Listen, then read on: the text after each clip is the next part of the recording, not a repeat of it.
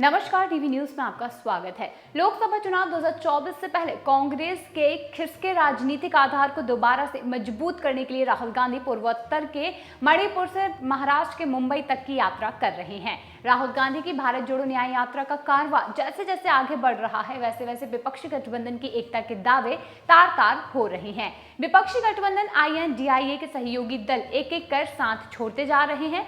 वहीं नीतीश कुमार और ममता बनर्जी के विपक्षी INDIA गठबंधन से बाहर होने के बाद अखिलेश यादव ने भी तीखे तेवर कर रखे हैं। राहुल गांधी के अगुवाई में मणिपुर से जिस दिन भारत जोड़ो न्याय यात्रा शुरू हुई, उसी दिन महाराष्ट्र कांग्रेस के दिग्गज नेता रहे मिलिंद देवड़ा ने पार्टी छोड़कर CM एकनाथ शिंदे की शिवसेना का दामन थाम लिया।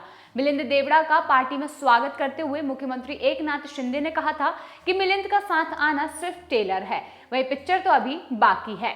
यह उस बात का उस समय राजनीतिक लग रही एक एजेंडा माना जा रहा था, लेकिन राहुल गांधी की यात्रा का काफिला मणिपुर से जैसे जैसे आगे राज्यों में बढ़ा शुरू हुआ, वैसे वैसे ही INDIA गठबंधन के सहयोगी छिटकते जा रहे हैं। कांग्रेस की भारत जोड़ो न्याय यात्रा चर्चा और सुर्खियों में तब आई जब असम में दाखिल हुई। राहुल गांधी ने असम के CM हेमंत बिस्वा शर्मा को देश का सबसे भ्रष्ट CM बताया, तो इसके जवाब में शर्मा ने गांधी परिवार पर सीधा हमला बोल दिया। इसके बाद राहुल गांधी पर FIR दर्ज की गई, तो पूर्वोत्तर ही नहीं बल्कि उत्तर भारत में भी यात्रा की चर्चा होने लगी। असम के बाद जैसे ही राहुल गांधी की न्याय यात्रा पश्चिम बंगाल में दाखिल होने से एक दिन पहले TMC प्रमुख व CM ममता बनर्जी ने कांग्रेस के साथ गठबंधन तोड़ दिया।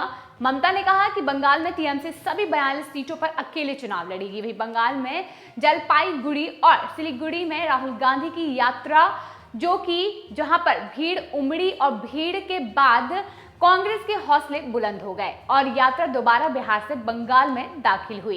कांग्रेस नेता जयराम ठाकुर ने यह कहा है कि गठबंधन में सभी को एक ही बात करनी चाहिए, ऐसे में अलग अलग बातें नहीं होनी चाहिए। अगर गठबंधन में नहीं रहना है तो सामने से आकर घोषणा कर दीजिए। जयराम रमेश ने यह बात पश्चिम बंगाल के संदर्भ में कही है, क्योंकि TMC के अकेले चुनाव लड़ने की बात रही है और इससे एक बात साफ है कि कांग्रेस ने TMC को साफ तौर पर संदेश दे दिया है कि साथ रहना है तो गठबंधन की भाषा बोलनी होगी, नहीं तो अपनी अलग राह देख लीजिए।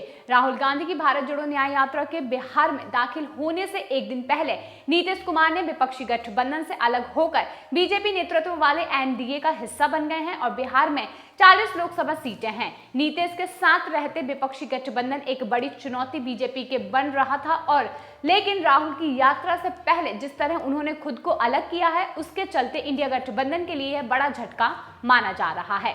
बताते चलें कि राहुल गांधी जिस तरह के सीमांचल क्षेत्र में यात्रा कर रहे हैं, ऐसे में नीतीश कुमार साथ रहते तो उससे और भी गठबंधन को सियासी फायदा हो सकता था। नीतीश कुमार के छोड़ने के बाद बिहार में कांग्रेस, RJD और लेफ्ट पार्टियां ही बची हैं, जबकि NDA का कुनबा JDU के चलते काफी ज्यादा बड़ा हो गया है।